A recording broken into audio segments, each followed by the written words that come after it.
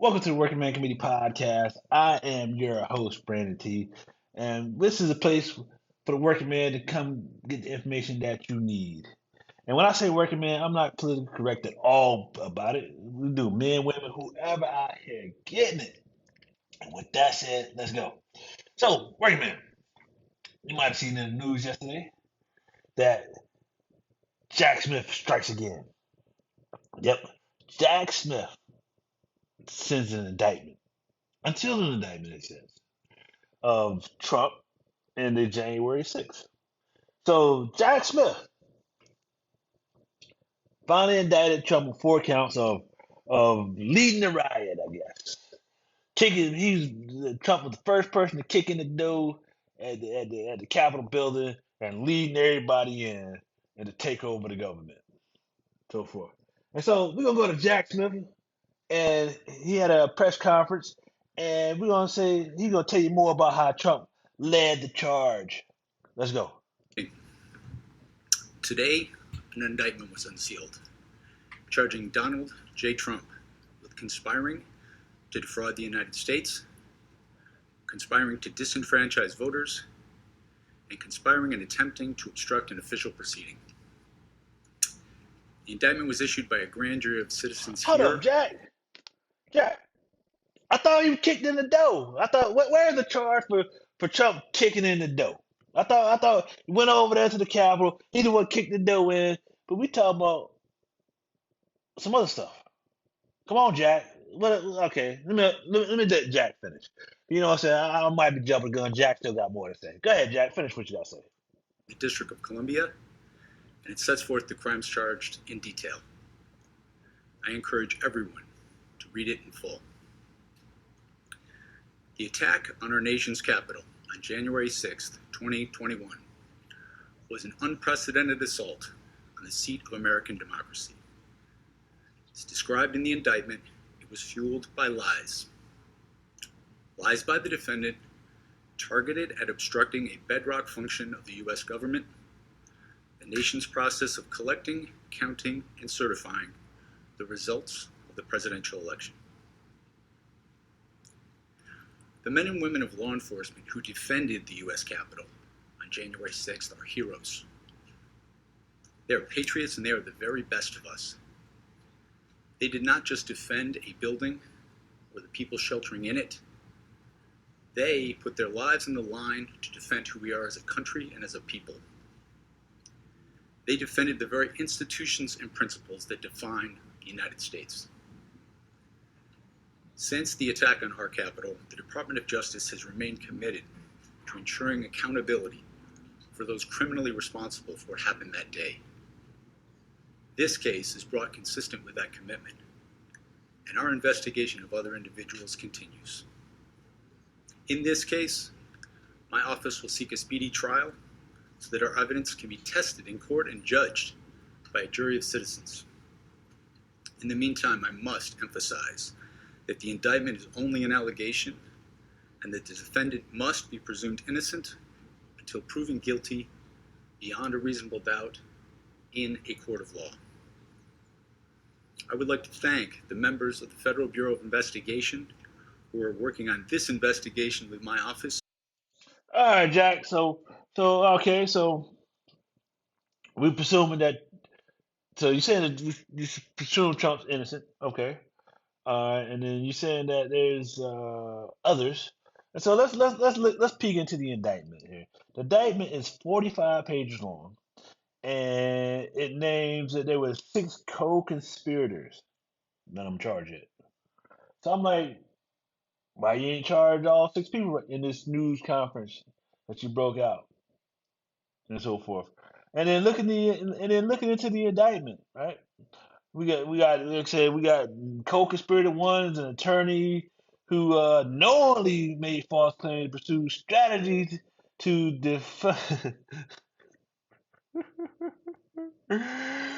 woo to take over the election, and another attorney attempted to find strategies to get the vice president to be able to defend the administration's stance on the election was rigged.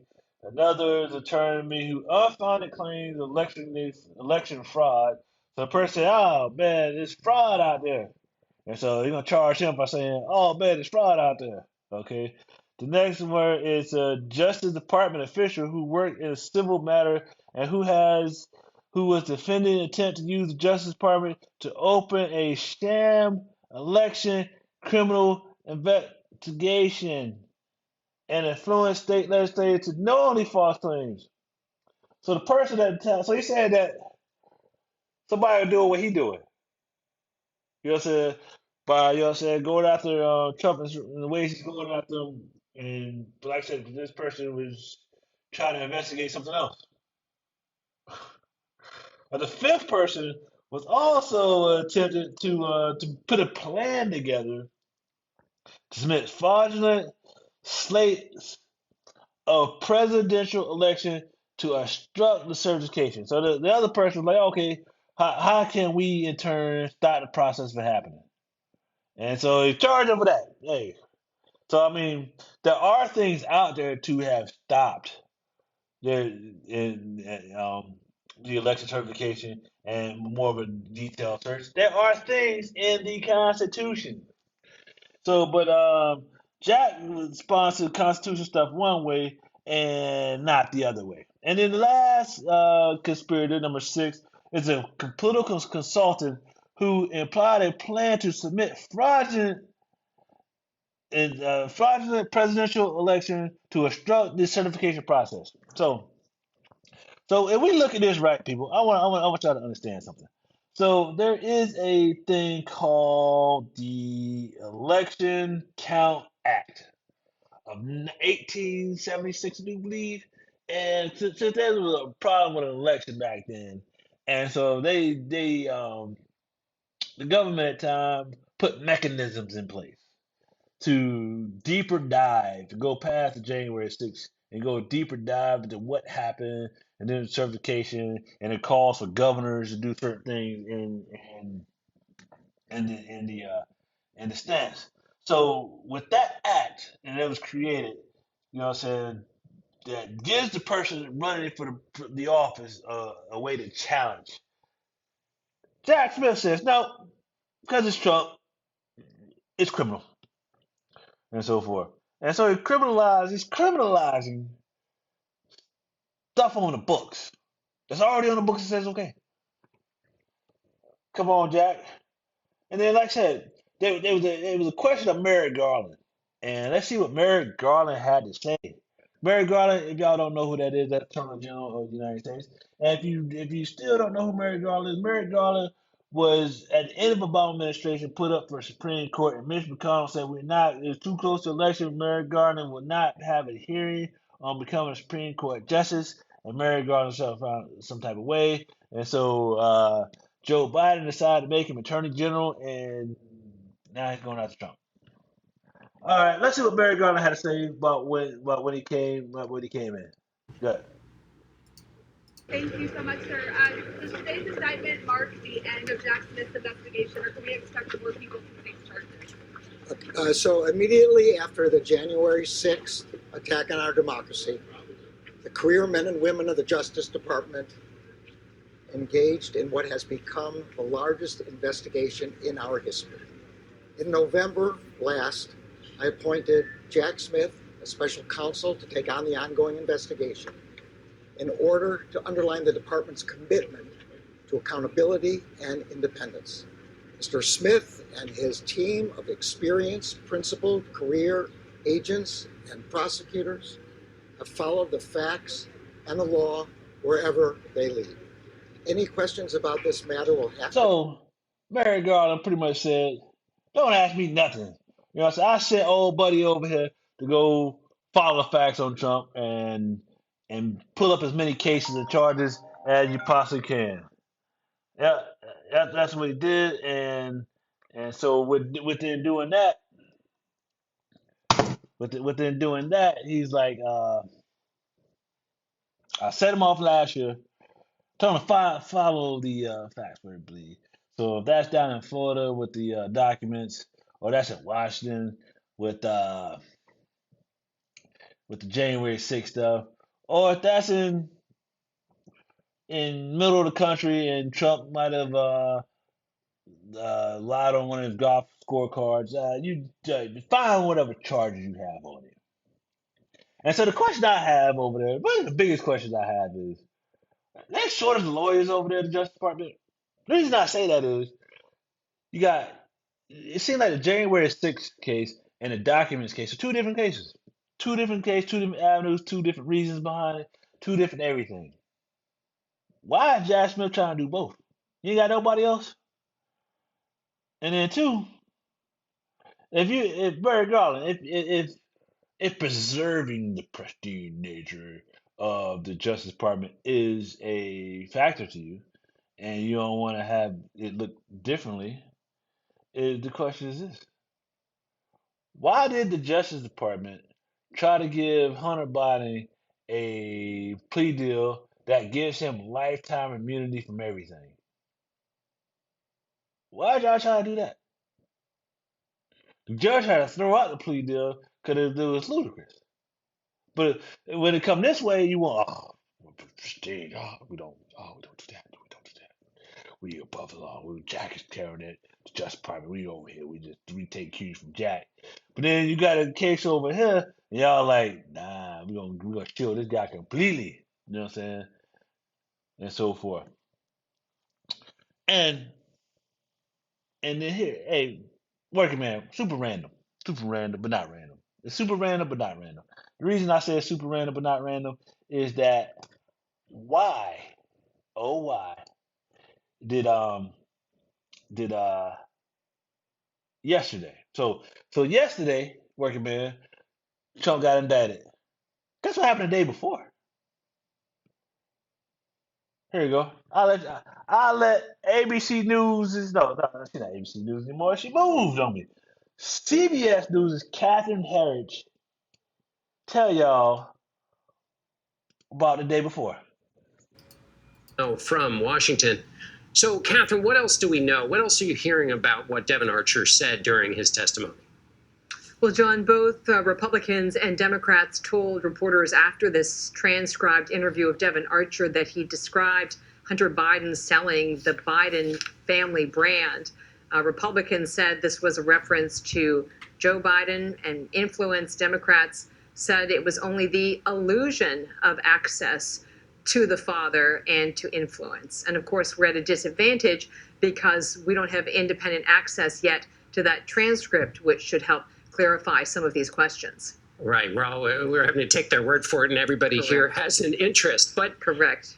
Let's stick with for a moment on that idea of selling the brand, because as we both know, in Washington, some people have made whole careers after based on just a single picture on their wall of themselves with a powerful person. So give us a sense of the continuum that might be discussed here.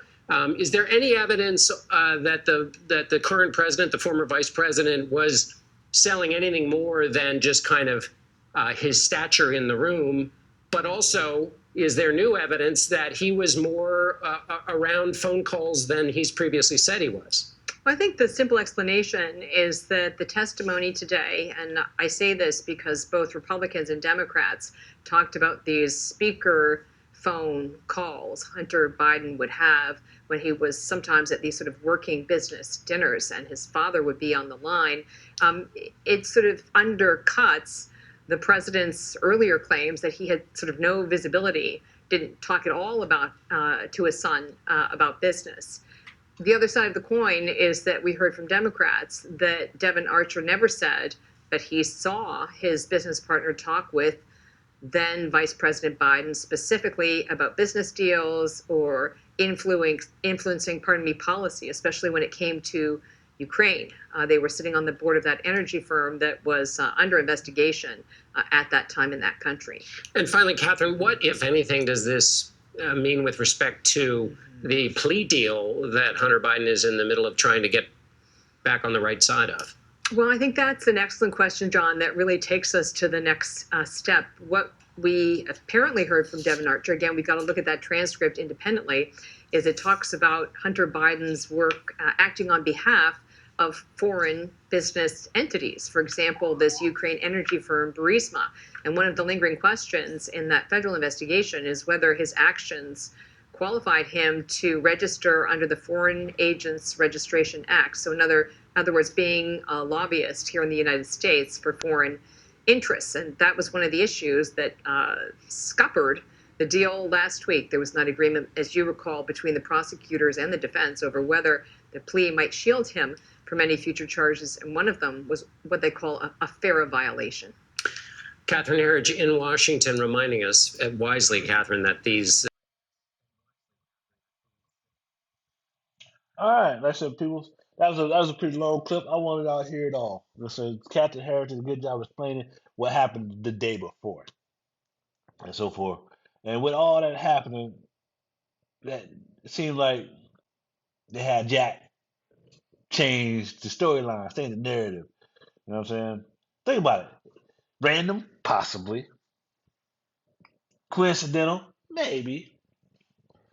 But like I said, Jack, after that, after what would come up about Trump, not Trump, about Biden, and you know what I'm saying, Hunter, you know what I'm saying, put a daddy on the phone, you know what I'm saying, hey, watch this. I'm gonna call my daddy. Daddy, you see, I got Vice President of the United States on the phone. I need money from y'all. And then you can say, and then it's funny thing about that. They were like, yo, Biden just talking about the weather every time we got on there. The weather here in Washington, they cold. Where you at? Yeah, sure. See, it seems like they playing the intelligence. Instead of them saying making something other than, oh yeah, you talking about the weather 57 times. You know what I'm saying? Instead of talking about what actually happened. You know what I'm saying? Really? Yeah, but like I said though, it's funny that they can point back to the Burisma thing and how the prosecutor out there got fired because the Burisma company wanted to fire. And the reason he got him fired was withholding foreign aid to the government and so forth. And look at there. So, like I said, people, like I said, coincidence that this happened, did not happen, maybe. But then, like I said, we also say coincidence about when the Mar-a-Lago raid happened and so forth. Or no, not Mar-a-Lago, the Mar-a-Lago indictments. Because Junior got in trouble, got charged with something right before that, and then Jack Smith did the indictments. That's twice that, you know what I'm saying, after something happened to the Bidens, and Hunter, and so forth with indictments or anything going that way, that Jack Smith charged Trump or something. Like I said, that's coincidental, you know what I'm saying? Two times is a coincidence, maybe. You know what I'm saying? 3 times, then we gotta look at it. But 2 times, we can say maybe, maybe not, whatever. Like I said, people, with that being said, this has been the Working Man Committee Podcast. I'm your host, Brandon T. Like, subscribe, turn on your bell notifications, all that good stuff. Put it in the comments, and let's debate it. With that said, talk to you later. Peace.